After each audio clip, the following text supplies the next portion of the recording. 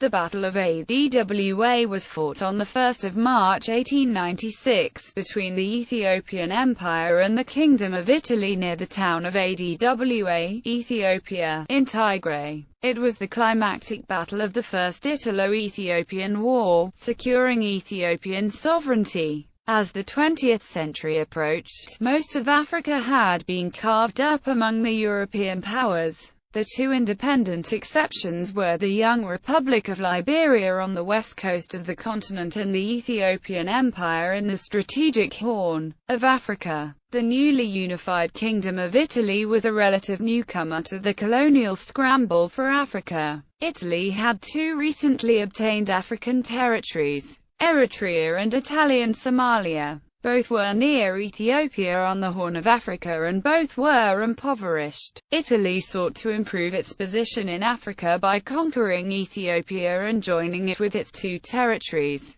Menelik II was the brilliant Ethiopian leader who pitted Italy against its European rivals while stockpiling weapons to defend itself against the Italians. Background: in 1889, the Italians signed the Treaty of Wuchale with their negus Menelik of Shoa. The treaty ceded territories previously part of Ethiopia, namely the provinces of Bogos, Hamasien, Akalgozai, Serra, and parts of Tigray. In return, Italy promised Menelik's rule, financial assistance and military supplies. A dispute later arose over the interpretation of the two versions of the document. The Italian-language version of the disputed Article 17 of the treaty stated that the Emperor of Ethiopia was obliged to conduct all foreign affairs through Italian authorities. This would in effect make Ethiopia a protectorate of the Kingdom of Italy. The Amharic version of the article, however, stated that the emperor could use the good offices of the Kingdom of Italy in his relations with foreign nations if he wished. However, the Italian diplomats claimed that the original Amharic text included the clause and that Menelik knowingly signed a modified copy of the treaty. The Italian government decided on a military solution to force Ethiopia to abide by the Italian version of the treaty. As a result, Italy and Ethiopia faced off in what was later to be known as the First Italo-Ethiopian War. In December 1894, Bata Hagos led a rebellion against the Italians in Akalgozai, in what was then Italian-controlled Eritrea. Units of General Oreste Baratieri's army under Major Pietro Taselli crushed the rebellion and killed Bata. The Italian army then occupied the Tigrayan capital, Adwa. In January 1895, Baratieri's army went on to defeat Ras Mengesha Yohannes in the Battle of Kotit, forcing Mengesha to retreat further south. By late 1895, Italian forces had advanced deep into Ethiopian territory. On 7 December 1895, Ras Makonnen, Ras Vela Betal and Ras Mengesha Yohannes, commanding a larger Ethiopian group of Menelik's vanguard, annihilated a small Italian unit at the Battle of Ambaralagi. The Italians were then forced to withdraw to more defensible positions in Tigray, where the two main armies face each other. By late February 1896, supplies on both sides were running low. General Oreste Baratieri, commander of the Italian forces, knew the Ethiopian forces had been living off the land, and once the supplies of the local peasants were exhausted, Emperor Menelik's army would begin to melt away. However, the Italian government insisted that General Baratieri act. On the evening of 29 February, Baratieri, about to be replaced by a new governor, General Baldissera, met with his brigadiers Matteo Albertone, Giuseppe Arimondi, Vittorio Dabamida, and Giuseppe Elena, concerning their next steps. He opened the meeting on a negative note, revealing to his brigadiers that provisions would be exhausted in less than 5 days, and suggested retreating, perhaps as far back as Asmara. His subordinates argued forcefully for an attack, insisting that to retreat at this point would only worsen the poor morale. Dabamida exclaiming, Italy would prefer the loss of 2,000 or 3,000 men to a dishonorable retreat. Baratieri delayed making a decision for a few more hours, claiming that he needed to wait for some last-minute intelligence, but in the end announced that the attack would start the next morning at 900. His troops began their march to their starting positions shortly after midnight. Forces assembled. The Italian army comprised 4 brigades totaling 17,978 troops, with 56 artillery pieces. However, it is likely that fewer fought in the actual battle on the Italian side. Harold Marcus notes that several thousand soldiers were needed in support roles and to guard the lines of communication to the rear. He accordingly estimates that the Italian force at Adwa consisted of 14,923 effectives. One brigade under General Albertone was made up of Eritrean askari led by Italian officers. The remaining 3 brigades were Italian units under Brigadiers Daba Mida, Elena and Arimondi, while these included elite Bersaglieri and Alpini units. A large proportion of the troops were inexperienced conscripts recently drafted from metropolitan regiments in Italy into newly formed Africa battalions for service in Africa. Additionally, a limited number of troops were drafted from the Cacciatori d'Africa units of local Italian settlers. As Chris Proutede describes, the Italians had inadequate maps, old model guns, poor communication equipment and inferior footgear for the rocky ground. Morale was low as the veterans were homesick and the newcomers were too inexperienced to have any esprit de corps. There was a shortage of mules and saddles. Estimates for the Ethiopian forces under Menelik ranged from a low of 73,000 to a high of over 120,000, outnumbering the Italians by an estimated 5 or 6 times. The forces were divided among Emperor Menelik, Empress Techi Betul, Ras Wale Betul, Ras Mengesha Atikem, Ras Mengesha Johannes, Ras Alula Engida, Ras Mikhail Adwalo, Ras Mekonnen Wald Mikhail, Fitoreri Gebeyehu, and Negus Tekel Haymanot Tesema. In addition, the armies were followed by a similar number of camp followers who supplied the army, as had been done for centuries. Most of the army was composed of riflemen, a significant percentage of which were in Menelik's reserve. However, there were also a significant number of cavalry and infantry only armed with lances. The Cuban Cossack army officer N.S. Leontiev, who visited Ethiopia in 1895, according to some sources, led a small team of Russian advisors and volunteers. Other sources assert that Leontiev did not in fact participate in the battle, rather he visited Ethiopia first unofficially in January 1895, and then officially as a representative of Russia in August 1895, but then left later that year, only to return after the Battle of Adwa.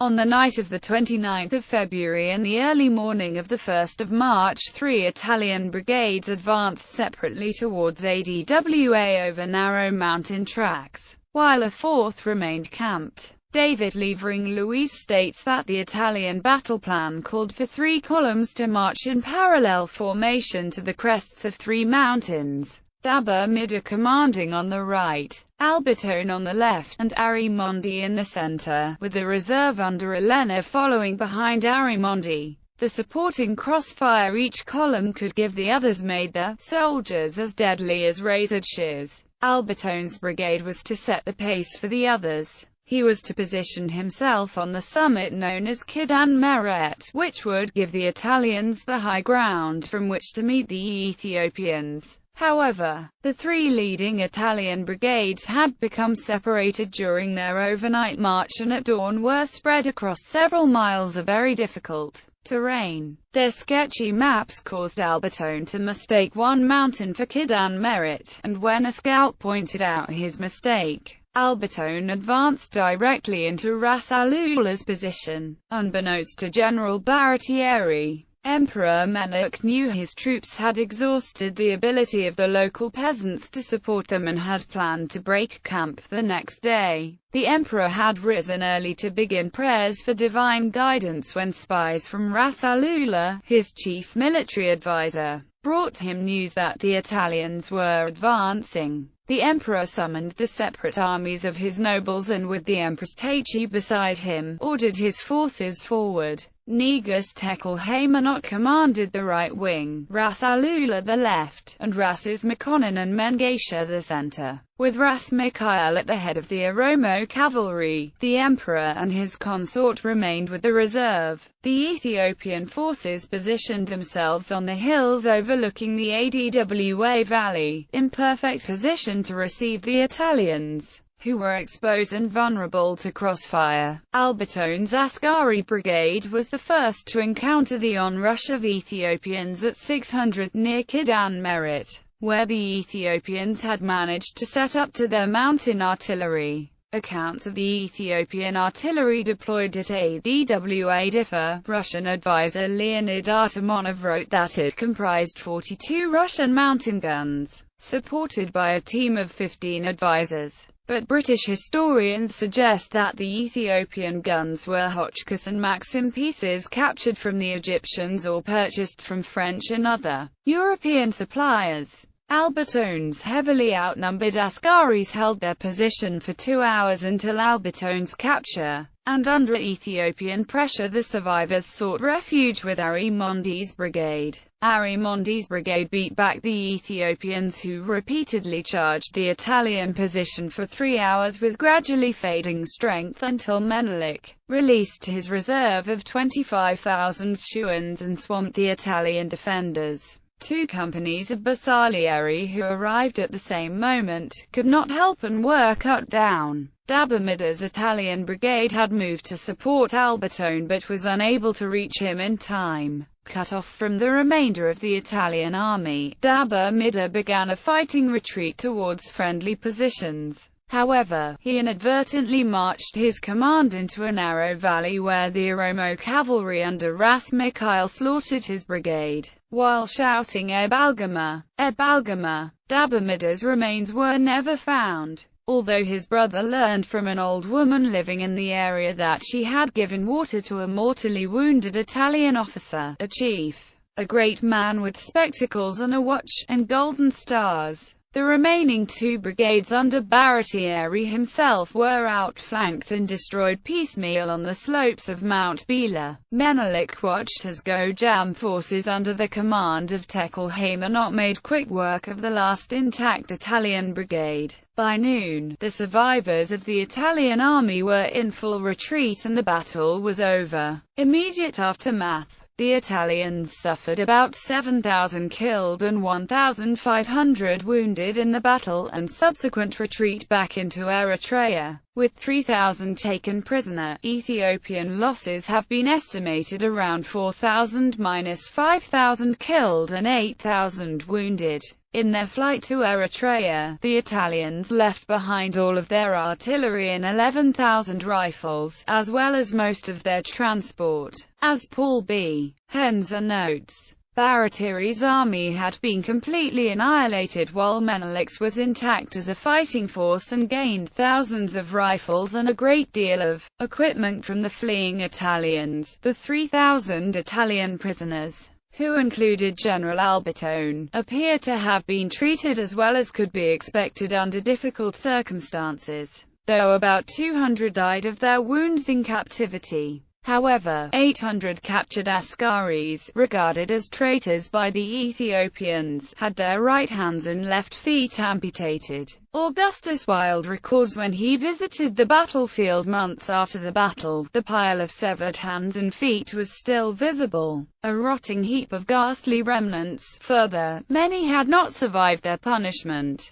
Wilde writing how the neighborhood of Adwa was full of their freshly dead bodies, they had generally crawled to the banks of the streams to quench their thirst, where many of them lingered unattended and exposed to the elements until death put an end to their sufferings. There does not appear to be any foundation for reports that some Italians were castrated, and these may reflect confusion with the atrocious treatment of the Ascari prisoners. Baratieri was relieved of his command and later charged with preparing an inexcusable plan of attack and for abandoning his troops in the field. He was acquitted on these charges but was described by the court-martial judges as being entirely unfitted for his command. Public opinion in Italy was outraged. Chris Prouty offers a panoramic overview of the response in Italy to the news. When news of the calamity reached Italy, there were street demonstrations in most major cities. In Rome, to prevent these violent protests, the universities and theaters were closed. Police were called out to disperse rock throwers in front of Prime Minister Crispi's residence. Crispi resigned on the 9th of March.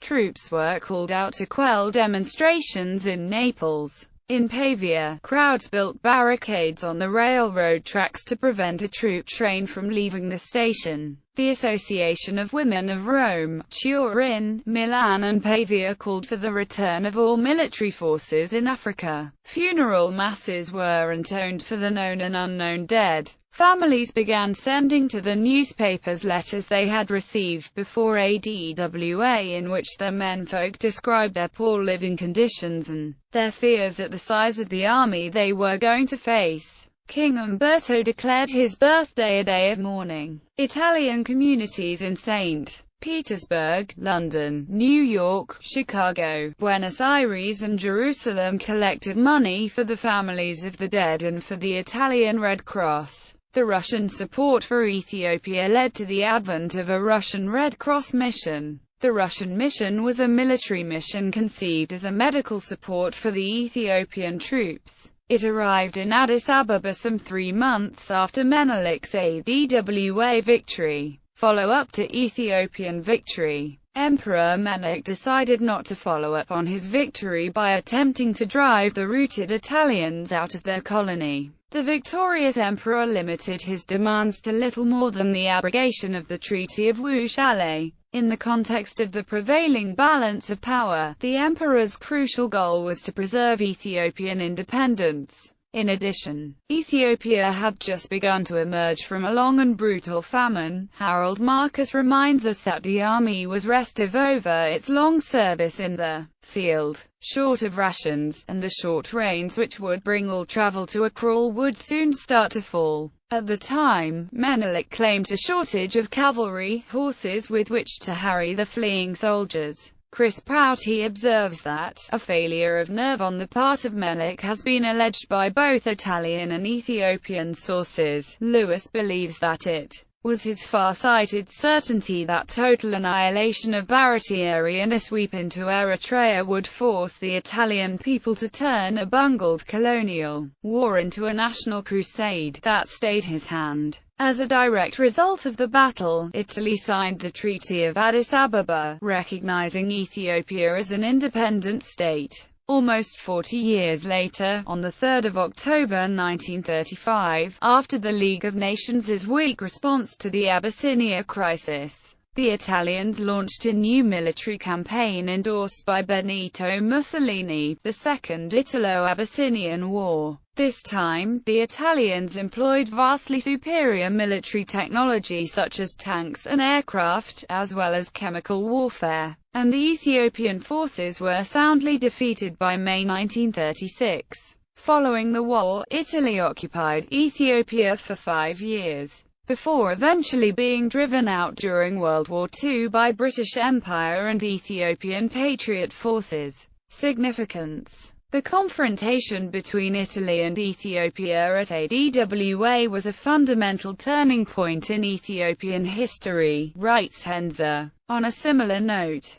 the Ethiopian historian Barus Yuda observed that few events in the modern period have brought Ethiopia to the attention of the world as has the victory at Adwa. The Russian Empire had sold some artillery pieces to the Ethiopian forces and paid enthusiastic compliments to the Ethiopian success. One of the documents of that time stated, "The victory immediately gained the general sympathy of Russian society and it continued to grow." The unique outlook which polyethnic Russia exhibited to Ethiopia disturbed many supporters of European nationalism during the 20th century. The Russian Cossack captain Nikolai Leontiev with a small escort was present at the battle as an observer. This defeat of a colonial power and the ensuing recognition of African sovereignty became rallying points for later African nationalists during their struggle for decolonization, as well as activists and leaders of the Pan-African movement. As the Afrocentric scholar Mulf Asante explains, after the victory over Italy in 1896, Ethiopia acquired a special importance in the eyes of Africans as the only surviving African state. After Adwa, Ethiopia became emblematic of African valor and resistance, the bastion of prestige and hope to thousands of Africans who were experiencing the full shock of European conquest and were beginning to search for an answer to the myth of African inferiority. On the other hand, many writers have pointed out how this battle was a humiliation for the Italian military. One student of Ethiopia, Donald N. Levine, points out that for the Italians Adwa became a national trauma which demagogic leaders strove to avenge. It also played no little part in motivating Italy's Revancast adventure in 1935. Levine also noted that the victory gave encouragement to isolationist and conservative strains that were deeply rooted in Ethiopian culture, strengthening the hand of those who would strive to keep Ethiopia from adopting techniques imported from the modern West, resistances with which both Menelik and Rastafari, Haile Selassie would have to contend. Film. Adwa 1999 documentary directed by Haile Gerima.